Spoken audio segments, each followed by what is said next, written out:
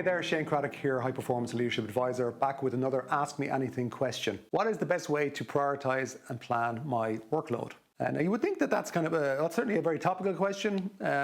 You'd be surprised at how many people will answer that in a different type of way. My answer is what I call the rocks in the jar approach. Now I'm not going to tell the full story about the rocks in the jar. It's a metaphor for, I think, successful living and working. So I would suggest you Google or YouTube, on YouTube, rocks in the jar, Shane Cradock, and you'll get a video, watch that. But in a very simple level, I would say you always have to think, what are the things that matter most, and zone out pretty much everything else and get the things that matter most done.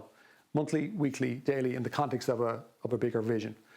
So I would almost suggest right now, if you're watching this, the simplest way to do that is ask yourself, even for this week, on a little bit of paper, what are the top 4 to 5 outcomes that are the most important that I want to get done this week? And then you work backwards from that and you plan that into your 7-day planner. That's what I call putting the rocks into the jar. The jar is your 7-day planner.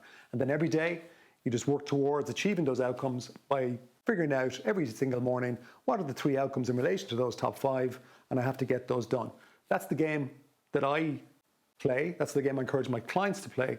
It makes a massive difference. It's a kind of a version of the 80-20 rule in action. Most people, in my experience, don't work that way. Most people work by prioritizing email or distraction, and so they're kind of like a ship just going wherever the wind blows. And I always think about this quote, okay, if a ship doesn't know which direction it's going in, well then no wind is favorable.